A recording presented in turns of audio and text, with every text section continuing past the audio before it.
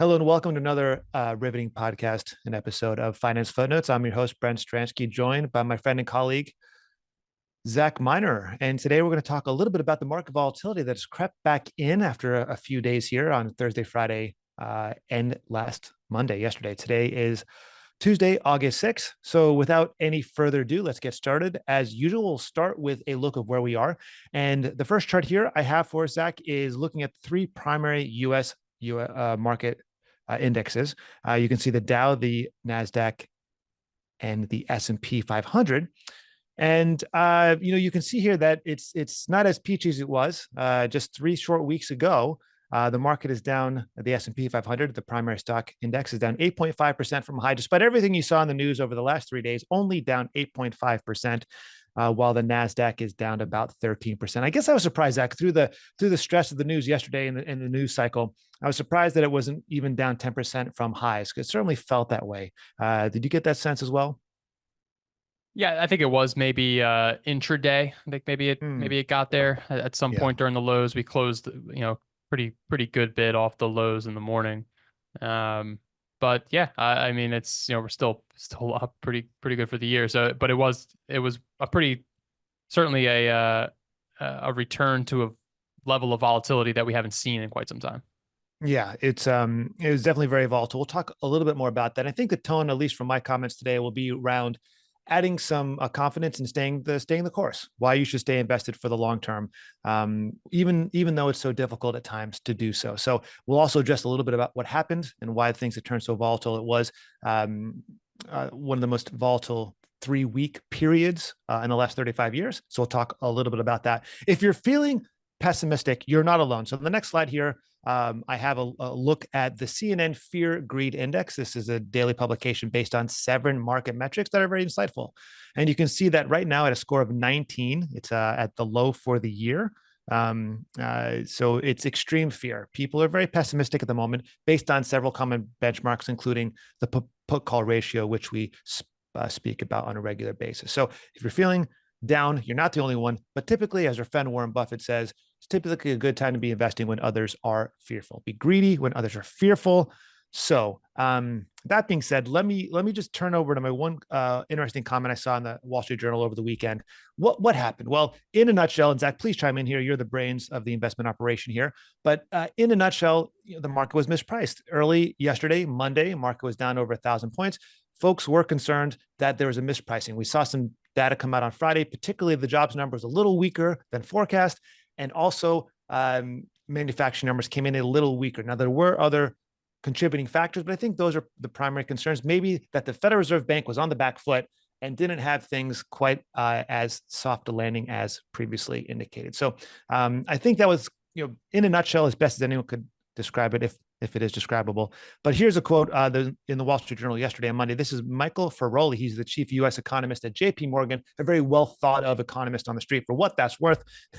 But he said he believes that interest rates will need to be cut by 1.5%, 150 basis points this year in the 3 next meetings. Now, the Federal Reserve said last week they're probably going to start cutting in September, Zach, but correct me if I'm wrong. They're looking at half that number of cuts this year, not 150 basis points. That's your perception as well, right?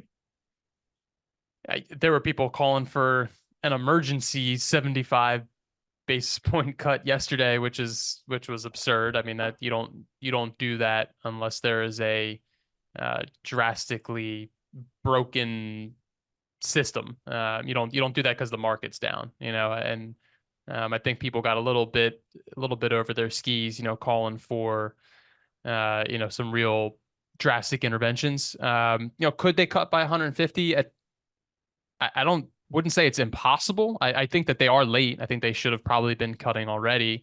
Could that be 50 in September? Maybe. And then they kind of see where data gets to. I'll take the under on 150, but it's not, I wouldn't say it's outside the realm of possibility. I was really surprised to see this this is the top name of Wall Street saying it's going to be double what you're expecting. I think for folks at home, what it could mean is that we're looking at cuts. It may be greater than what is forecast, which is 0.75% by year end. I think that's fair. So it could be at least that. What it means is that your 5% interest rate on cash in CDs, it's going to be harder to find It's going to be harder to find 4% in a year from now. And it'll be well into the threes probably this time next year. So I use that as a springboard into my first comment, which I think is so insightful. Zach, you and I talk about this all the time. And I think if you just missed the entire news cycle for the last 36 hours, you might have been better off.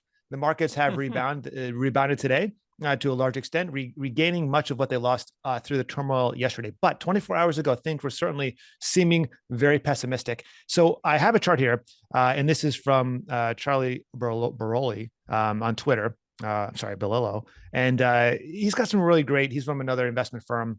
He's got some really great insight here. So this was when CNBC, which is the largest financial news network in the country, uses the expression markets in turmoil, which they certainly used yesterday. The S&P 500 was up. The U.S. stock market index, the S&P 500 index, was up 1 year later every single time. This is over the last 15 years. And of course, there's a chart here on the screen, and you can see this is about 100 times. So it's a limited data set for sure. But statistically speaking, 100 for 100, whenever the CNBC says markets in turmoil, pretty good time to invest, Zach. Did you see this on the Twitter sphere? That's fantastic. That is a great hit rate. All double, like 1 year forward return on all double digits, like 50%, This was 60%, 70%. So while the last 30, 15 years 40, were very, very positive for the market, this does include pretty dire times. COVID and in 2022 was a down year as well. So I just thought this is incredible. So we did have a couple big pullbacks during this period. So please keep that in mind. We talk about it all the time. Going back to the Warren Buffett quote. It actually looks like maybe half of those or more are from that 1 3-month period in 2020. So I guess they were just saying it every day. So I guess that it might skew it a little bit. Watch. Yeah, don't set your watch to this statistic. There. And it certainly is skewed, but I think it's telling. Almost 100 for 100. There are over 100 observations. So it's when the market is screaming, when volatility is up, it's often prudent to stay the course. And that's my next slide. So this was another great chart that was put up by Creative Planning, which is another investment firm. And what they looked at is 3-week volatility spikes. The VIX index is the volatility index. It's just a mathematical way of measuring volatility in the marketplace and measuring over 3-week periods. The period ending yesterday was the 15th most volatile of the last 20, going back almost 35 years. Okay. Almost 30 years. Sorry. So over that period of time, you can see on the screen now, the blue line there, you can see 8.2, that's the period ending. But there are 19 other observations in this data set. And you can see, this is very interesting. Despite the volatility increase, 17 of 19 times going forward 1 year, which is 90% of the time, markets are higher a year later. Wow. What? Are you kidding me? Market turmoil over Thursday, Friday, and Monday typically leads to higher volatility. Not always the case. You can't set your clock to this. But what I'm saying is that typically 17 of the last 19 times, 1 year later, market was higher. Average 17.5%. That's a full 6% higher, almost 6% higher than the average return over that period. More importantly, if you look at the 2 and 3 and 4 year periods, Zach, all of those periods, 19 for 19 of the previous 19 volatile sessions, markets were higher. I shared this with clients in an email yesterday, but I thought this was so telling. With the stuff you see on the news, the hysteria you see, the superlatives that they're using, typically a good time to buy. Did you see this chart? I didn't see this one, but interestingly, that this doesn't include yesterday. So if you roll it forward for this week, 1 day, it'll probably be the number one, because we went. I don't know exactly what it was. The 3 week, so it'd be like July 15th. But it has the VIX starting at 12.46, and it was in the low teens at that point as well. The VIX hit like 65 yesterday, so that's going to be like a 600, 500%. And I did see that it was increase. the VIX has only been around since the 1990s at some point. They've only been tracking it through this model. And so this data captures most of that. But yeah, it's absolutely, I read that it was the biggest jump in VIX over that period of time. But I don't think it changed the metrics at all here in this observation. No, not at all. I'm just saying it just puts that blue closer to the top, right? It's actually one of the, if not the largest, it's one of the top 3 largest. And just quickly looking, I guess there's a good dispersion here. And I don't want to read too much further into it here live on the air with you fine folks watching at home. But I think I think it is a good telling indicator that 17 for 19, 19 for 19 going out 2 years. Yeah. It's reason to stay invested, and it gives us some reason for calm during the tumult. Last chart I wanted to share, I found from our friend Ryan Dietrich at Carson Wealth. He posted that this morning, and this is, I think, a little less telling, but it's interesting nonetheless. When the market S&P 500 is down more than 1% Thursday, Friday, and Monday since 1950, apparently they've only been 21 times this has happened, which sounds pretty surprising to me. Going back 1950, 50 weeks per year. So there's plenty of occurrences, but only 21 times was the market down 1% on Thursday, Friday, and Monday. I almost said Saturday. Market's not open on Saturday, folks, just in case you're wondering. But if you look here, this data, what we're seeing here is on average 1 month later, higher 81% of the time. But going out 12 months, higher 18 out of 20 when occurrences, that's 86% of the time, with a very attractive return of median return of 20%. So I just wanted to share with you these three reasons. I didn't expect the market to be rebounding so much today, this morning, early hours when I was putting these charts together. I thought it would be flat to probably a follow-on decline, but seeing as things are positive, I wanted to give some cause for momentum. And apparently the market was cued into my reasoning here, saw my charts this morning, and agreed with me that that was the reason for the uptick in the market, Zach. Obvious deduction there. Obviously, obviously. Okay. So, oh my God. Oh no, you're gonna explain the end carry trade. All right, folks. A little Grab your bit. We're gonna coffee. get. This is gonna be. We're gonna get real high level with this. We're not gonna go too deep. But I think it's important to understand, kind of what happened yesterday. And I think you were spot on that the market was primed for a reason to sell off. It's also August. Volume is typically thin at these times, so there's not a lot of retail trading usually happening in the middle of August. A lot of people are on vacation. A lot of RIAs and advisors are on vacation. There's just not a lot of volume generally in this time of year. So big orders can move the market. And you were right that we were primed for some corrections. I mean, we had historically low volatility for the last 18 months. We talked about it many times, on this program. We had some weak manufacturing data. We had some earnings that were good but not great. We had some valuations that were stretched, not stratospheric, but stretched. It also didn't help that after the close on Friday, you heard that Warren Buffett sold half his Apple stake. He still owns $80+ billion of it, so he still has plenty, but he did, that was a big piece of news late on a Fridays, right? So it was like kind of just primed for some reason, Perfect storm. for things to sell off. Now, but what actually did occur, at least as far as market participants can understand and can kind of see through some of the trading activity, is that there is this type of trade called a carry trade. And at the most basic level, it is borrowing money in a low interest rate environment, converting it to a different currency, and investing it in a higher interest rate environment. Very, very basic. The most popular carry trade of all time is the yen carry trade, because the interest rates have been so low for so long, the yen has been so weak for so long, and stably weak for so long, that it has ballooned to a multi-trillion-dollar trade where folks are borrowing yen. And in this example, you borrow 10 million yen at a 0.4% rate. Great. You convert that at 120 yen per US dollar to US dollars, and you get $83,333. Great. You then use that to invest in either Ultra safe. US treasuries, or in this case, people are buying tech stocks, they're buying cryptocurrency, right? You're not necessarily just using it to buy treasuries. In the purest form of this trade, it's an arbitrage trade where, yes, you are buying treasuries, right? And the collateral that you're buying is not also subject to risk. But in practice, people are buying AI stocks, NVIDIA calls, cryptocurrency, right? So it's not necessarily the diagram that I'm showing here. This is the basic example.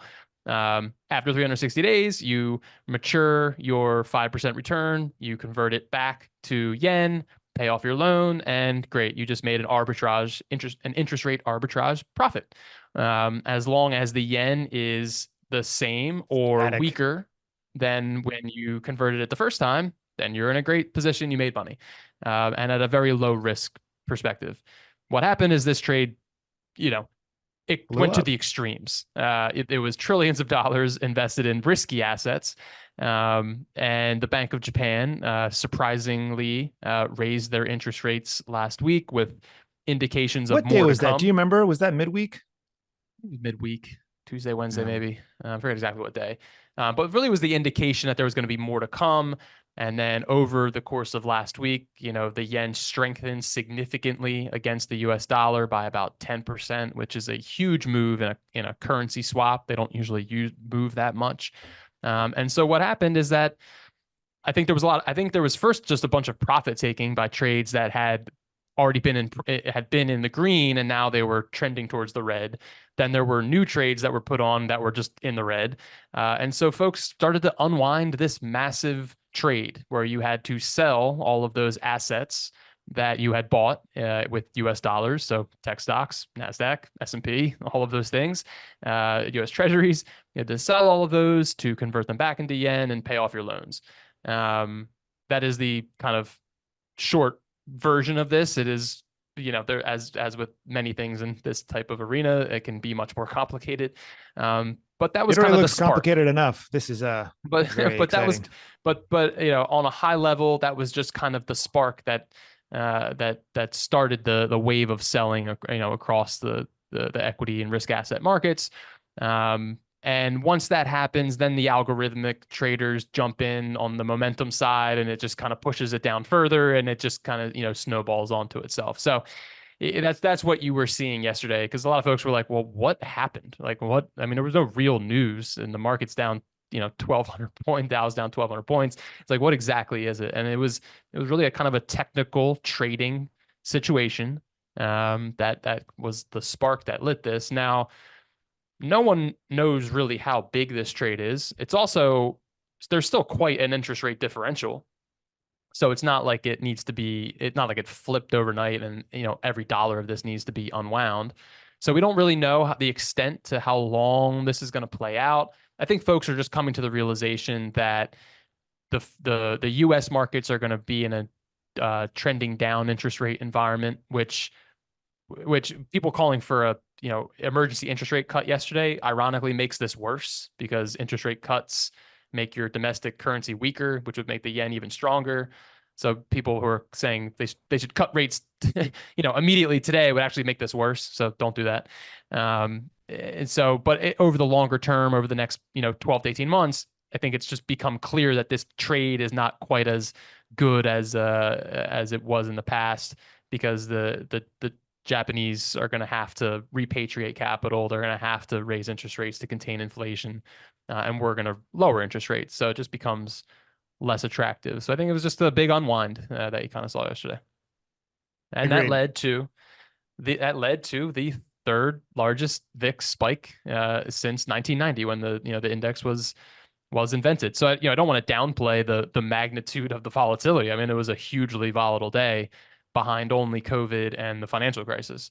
So it was definitely an event for sure, and especially coming off of such a low volatility environment. We had just been lulled to sleep that the VIX is just going to stay at 15 forever.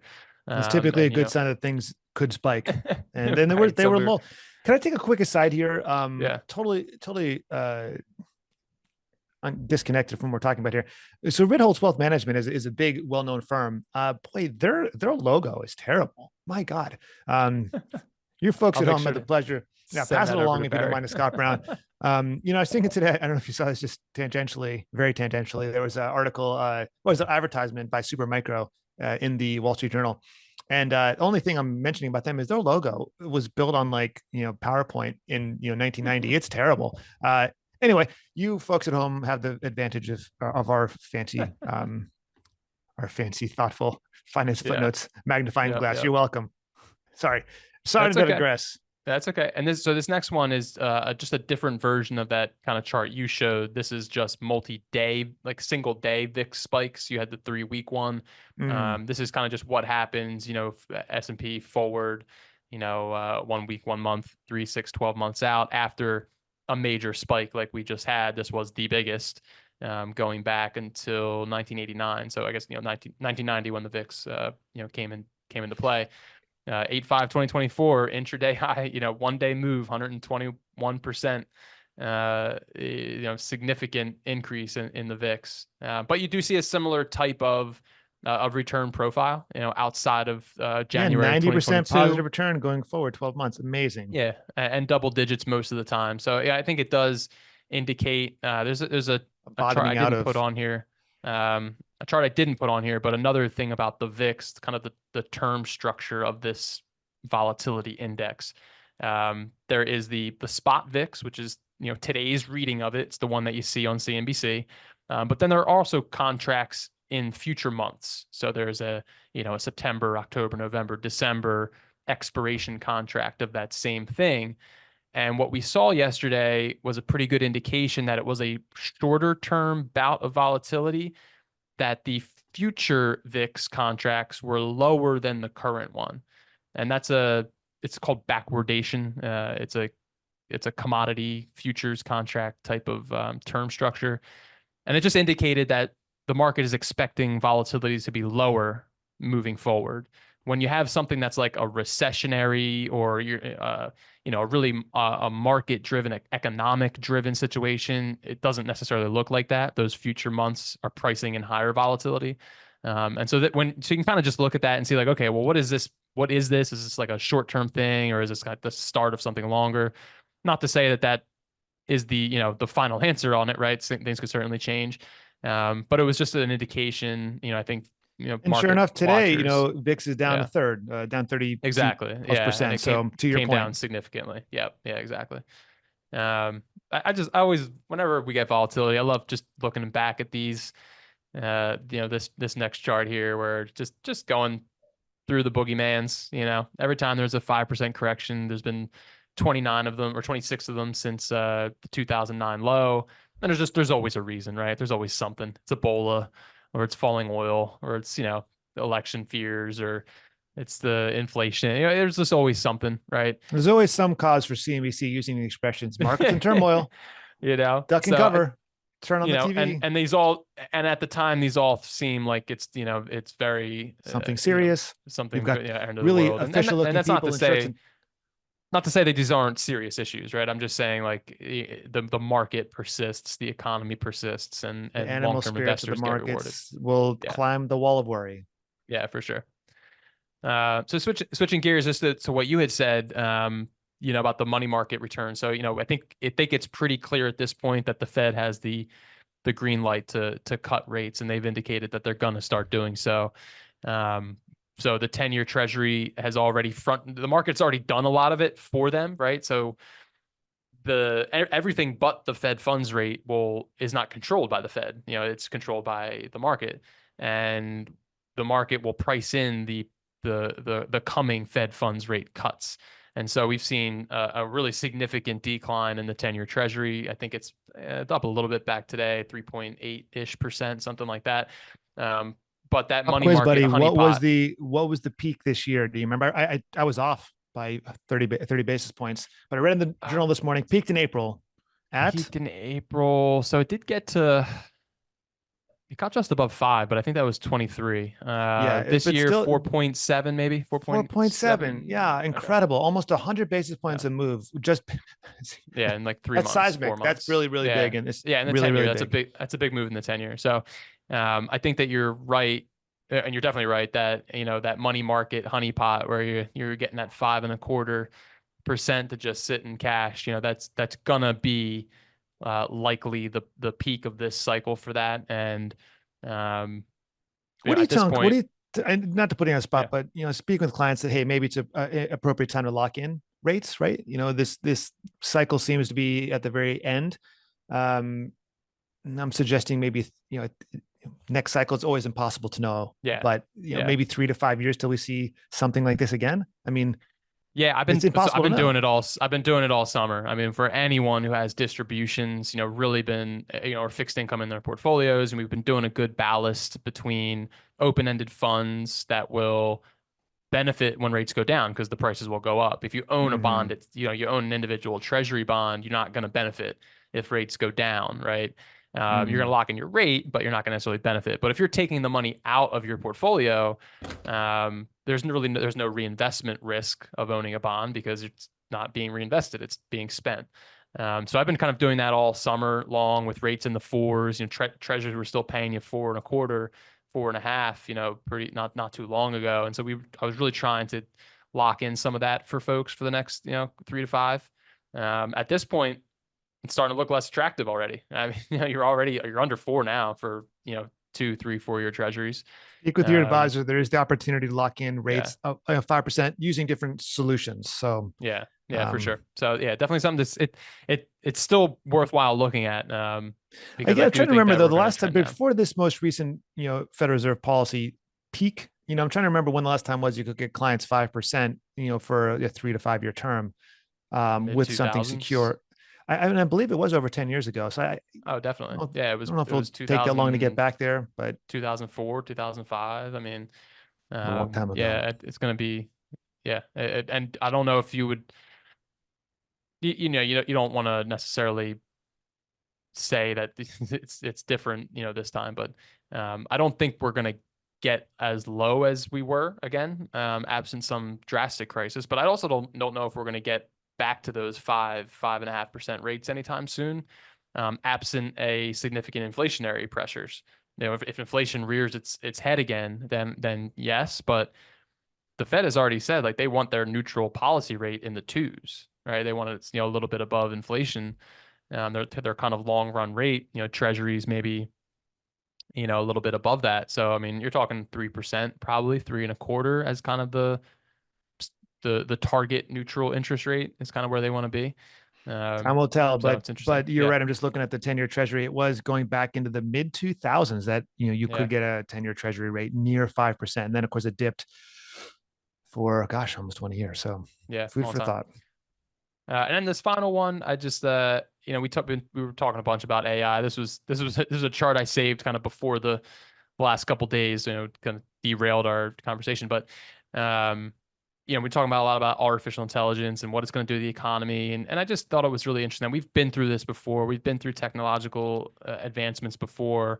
And I just love this chart that, across industries, across professions, that 60% of today's workers are employed in occupations that just didn't exist in 1940. You just couldn't even conceive of the things that people would be doing. And I think we're going to see a similar outcome, with artificial intelligence. It'll definitely destroy some jobs, right? It's going to make some things obsolete. But I think it's going to create a lot of new jobs and create a lot of whole new industries. So I just, I think it's something to keep in mind when some of the AI doomsayers, talk about the end of employment and things like that, and on a long enough time scale, maybe, right? I mean, who knows? But I do think that No it's one's no gonna, one's yeah, delivering ice anymore. No one's delivering milk anymore. exactly. Yeah. Well, Well, like actually, no, well, we've come full circle actually, because we get milk you're delivered all the getting your time ice now. delivered in a big wow. We get our Amazon Fresh delivery, right? So we've come full circle to now the milk is also once again being delivered. Whoa, man, just blew my mind. Well, I'll leave it on that optimistic note, folks. We try to share with you a few reasons why, outside of the news feed, it makes sense to stay invested for the long term, especially it seems like extreme fear is priced in for that CNN index. And then, of course, always reasons to tune in here to Finance Footnotes. We'll catch you next time. If you have any questions, please let us know. Take care.